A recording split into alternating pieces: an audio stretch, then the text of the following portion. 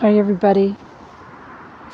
It's Sunday, February 16th, 2025, and I'm in one of my happy places, Mackin Park, in the neighborhood of Millardville in Coquitlam in British Columbia. Millardville is the largest Francophone neighborhood west of Winnipeg.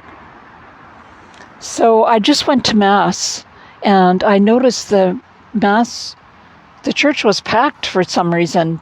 And I noticed a lot of young men, like teenage boys, which you don't often see. And I've been worried since the COVID-19 restrictions and shutdown.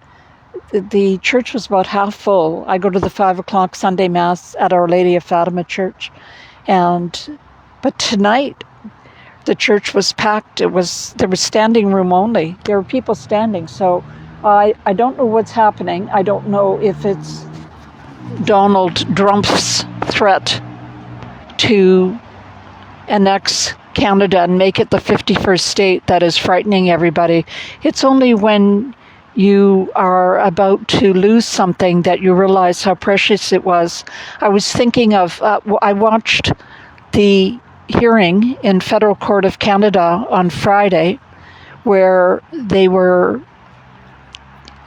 the hearing was with regards to Justin Trudeau's suspension of Canadian Parliament for 11 weeks, for 77 days, so that he and his Liberal Party could organize themselves and appoint a replacement for him, the most evil, reprehensible, and destructive Prime Minister by far, and most incompetent in Canadian history.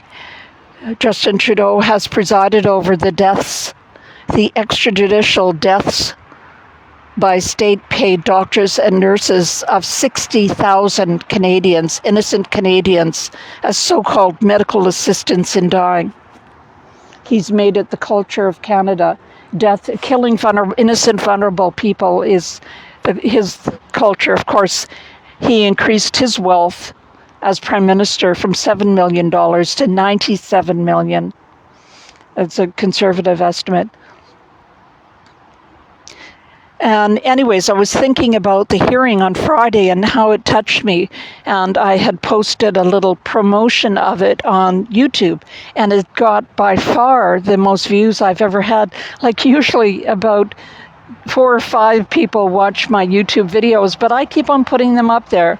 But so far, 2,500 people have watched my little promotion of the requesting that people try and watch on Zoom, the federal court hearing about whether or not Justin Trudeau has the right to shut down the Canadian Parliament so that the Parliament can't fire him or declare non-confidence while he's trying to appoint his replacement of Mark Carney, who's a man, by the way, who has 3 passports: Irish, British, Canadian.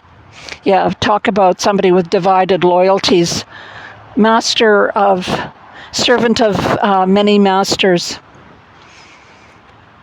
Anyways, so what I was thinking about I've been posting these videos as a form of therapy to recover from the trauma of watching my little brother, Paul Kierans, 64 with Down syndrome, be locked up by his group home for 588 days after I reported the British Columbia government and the group home to the Burnaby RCMP for creating a fraudulent and forged power of attorney over Paul on February 6th of 2021 to give him the COVID-19 shot.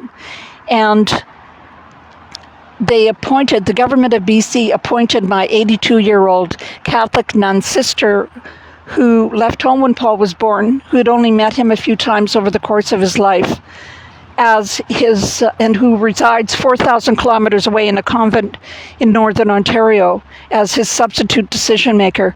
And I appealed that as far as I could. I went to the Court of Appeal of British Columbia twice, to the Supreme Court of Canada twice. The Supreme Court of Canada, in its wisdom, didn't think that the freedom and security of a 64-year-old Canadian citizen who'd been locked up for 588 days was worthy of their review. So I've been I've been posting these videos, as I say, as a form of therapy to let people know exactly what's going on. After my second failure at the Court of Appeal of British Columbia, within 26 days, Paul was dead. The group home says that he had a stroke, but he had a wound on the right side of his head that was oozing blood. So after he'd had the stroke and he couldn't communicate anymore, the reason they locked Paul up was so that I couldn't take him to a psychologist and show that he was incapable of appointing a substitute decision maker and getting a sample of his signature. It was criminal. I mean, a criminal conduct you can't describe more clearly than that. Locking up a man for 588 days so that I couldn't show that he was incapable of appointing a representative, and that it was not his signature. But anyways, what I've been preoccupied with preparing for the appeal after my brother died. So he was dead 26 days after the decision dismissing my appeal of the appointment of the evil nun in Ontario as Paul's substitute decision maker. And after Paul died, the evil nun who's the Catholic Church has spent, I estimate, $1 million on a representation. She's got a law firm in Ottawa who does nothing but represent pedophile priests, and a law firm in British Columbia. After Paul died, the law firm in British Columbia fired the lawyer, but he was picked up by a different law firm. And he brought on an application to have me found a vexatious litigant. And the judge who heard that application proceeded to go past. I have a limitation which every judge I've appeared before has respected. I can't appear for more than 2 hours a day. But the judge refused to recognize the medical certificates that I showed her from my cardiologist. I had a heart attack in 2016. So I have a potentially life-threatening heart condition, and the judge went past the 2 hours, so I left. And I'm appealing. She found me to be a vexatious litigant, and I'm appealing that decision, and the hearing is on June 24th and 25th. So I have to prepare all the documents for that appeal, which is, I estimate, another 150 hours of work at least, and it cost me $680 in filing fees. So it's just a pattern of harassment by the British Columbia government. David Eby, I call him David Evil, the self-appointed leader of the New Democratic Party socialist government of British Columbia, that somehow, I think they're illegitimately finagled its way back into power, although I think it did so by illegitimate means. So that's where I stand right now. I was exhausted all weekend. It's a lot of work. If you can help, I've set up a GoFundMe account, but it's not active at the moment. I'm going to reactivate it tomorrow, so I hope you can contribute. But I just wanted to make a couple of points about Donald Trump's declaration that he's going to annex Canada and make it the 51st state. one of the things that I noticed, I followed the last election very carefully, and I noticed that Robert Kennedy kept on talking about, he was talking about the COVID-19 epidemic and how epidemics shouldn't affect people's legal rights. And he said that there was a typhoid epidemic during the American Revolutionary War, and Benedict Arnold had managed to invade Montreal, but they could not take over Montreal because there was a typhoid epidemic at the time, and so the soldiers had to retreat back into the United States. And he kept on, and he said, but for the typhoid epidemic, Canada would be part of the United States. This was before he had amalgamated his campaign with that of Donald Trump. And he kept on saying it. I'm fascinated by military history. And I thought, why does he keep on bringing up this story? Like there's no way that the Francophones in Montreal, which was then part of British North America, would have agreed to be taken over by American Revolutionary soldiers, typhoid or no typhoid. And he kept on bringing it up, and I thought, geez, that's odd.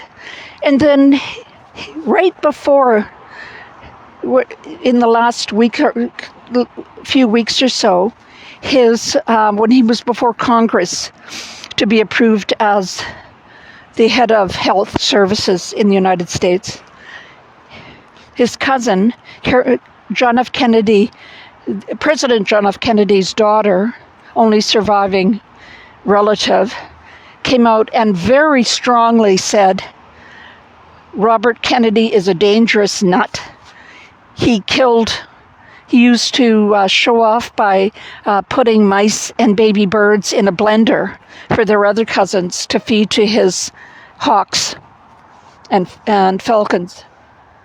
Anyway, so I'm worried. I was worried about this insane idea that the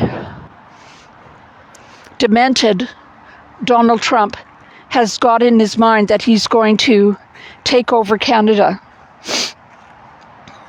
So that was just something that I was thinking about, or that I noticed, and I just thought I would mention it.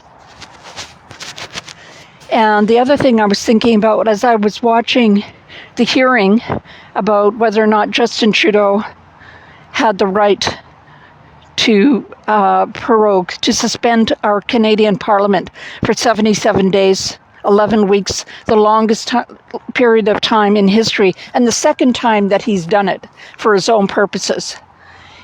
And the lawyer he had speaking for him from the Department of Justice, which was where I first worked as a lawyer, was this person who looked Chinese but spoke with a very strong British accent, sort of a posh British accent. And I thought, what the hell? Couldn't they find some Canadian? And I just thought, that woman, I don't care what her background is, she has never had a father who worked for 20 years underground in Sudbury as a safety engineer in a nickel mine, or has walked. I can remember when I was a little girl in Sudbury walking to school. If the distance to your school was more than 2 miles, then you got a school bus. But if it was less than 2 miles, you didn't get a school bus. So I lived in Sudbury, and our school was just under 2 miles. So we had to walk 2 miles. And I can remember walking to school as a little girl, like 6 years old. My mother had got me this really cute black fur hood, and I had my little coat with the fur collar. And I was walking to school on that crispy snow where you fall through and then it's soft underneath, and all by myself through the woods. And I saw a fox in the woods, and I was so excited. And I went home and I told my mother that I had seen a fox that day in the woods. And I thought, that Chinese lady with the British accent, I wonder if she ever saw a fox walking through the northern woods to school in Canada. No. I know that sounds... that's just what I was thinking when I was listening to her posh British accent. She probably went to Oxford or something. But she could, when you're talking about an existential crisis for Canada, and you've got some lady up there with a posh British accent, it doesn't inspire confidence. So that's it for today. I love you all. Have a wonderful week. Take care, everybody.